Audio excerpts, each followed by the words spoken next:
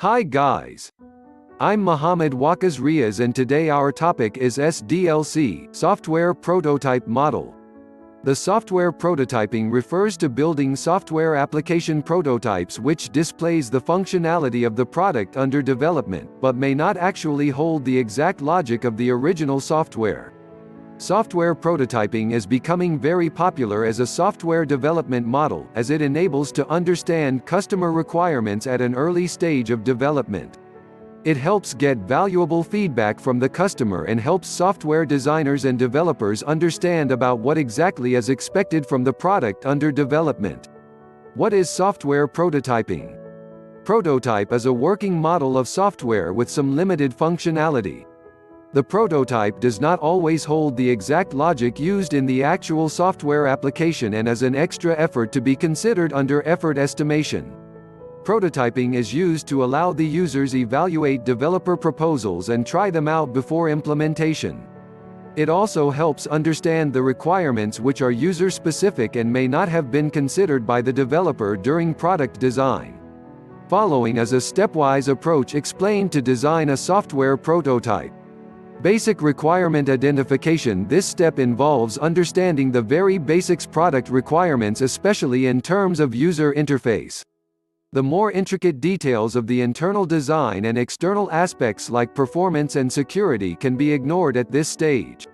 Developing the initial prototype. The initial prototype is developed in this stage, where the very basic requirements are showcased and user interfaces are provided. These features may not exactly work in the same manner internally in the actual software developed. While the workarounds are used to give the same look and feel to the customer in the prototype developed. Review of the prototype. The prototype developed is then presented to the customer and the other important stakeholders in the project. The feedback is collected in an organized manner and used for further enhancements in the product under development. Revise and enhance the prototype. The feedback and the review comments are discussed during this stage, and some negotiations happen with the customer based on factors like time and budget constraints and technical feasibility of the actual implementation. The changes accepted are again incorporated in the new prototype developed, and the cycle repeats until the customer expectations are met. Prototypes can have horizontal or vertical dimensions. A horizontal prototype displays the user interface for the product and gives a broader view of the entire system, without concentrating on internal functions. A vertical prototype, on the other side, is a detailed elaboration of a specific function or a subsystem in the product. The purpose of both horizontal and vertical prototype is different.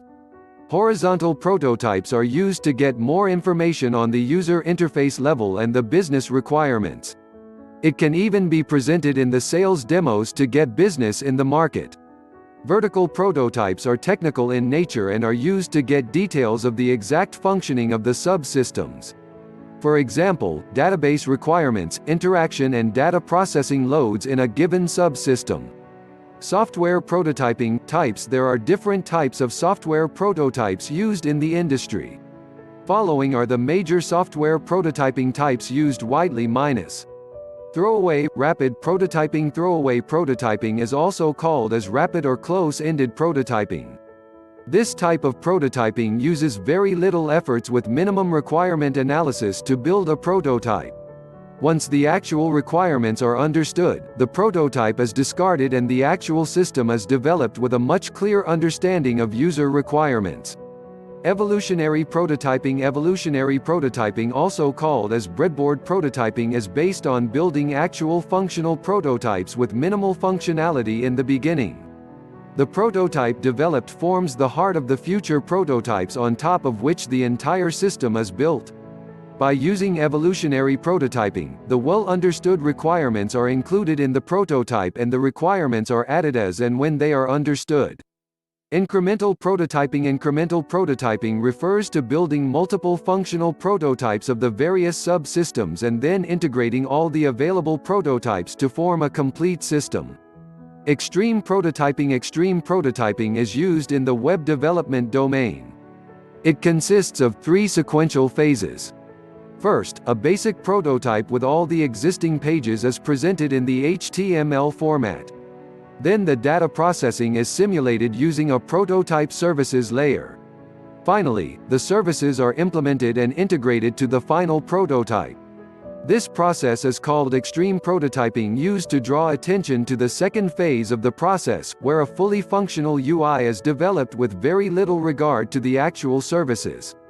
Software prototyping. Application software prototyping is most useful in development of systems having high level of user interactions, such as online systems.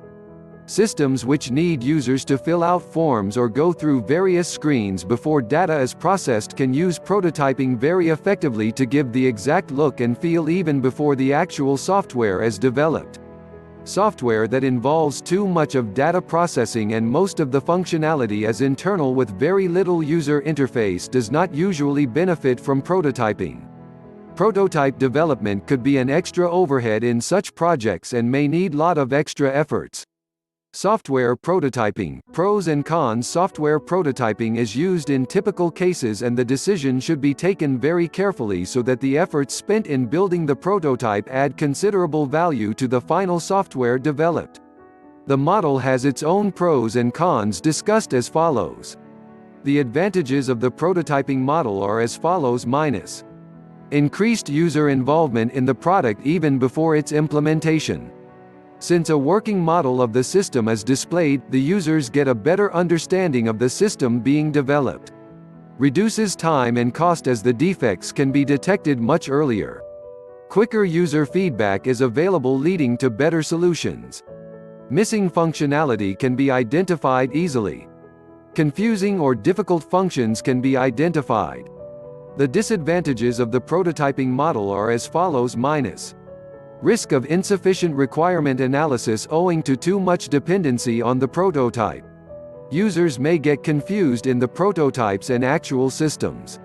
Practically, this methodology may increase the complexity of the system as scope of the system may expand beyond original plans. Developers may try to reuse the existing prototypes to build the actual system, even when it is not technically feasible. The effort invested in building prototypes may be too much if it is not monitored properly. I hope you like the video. If you like my video, so please subscribe my channel and press the bell icon so that you may get immediate my new coming video. Thanks.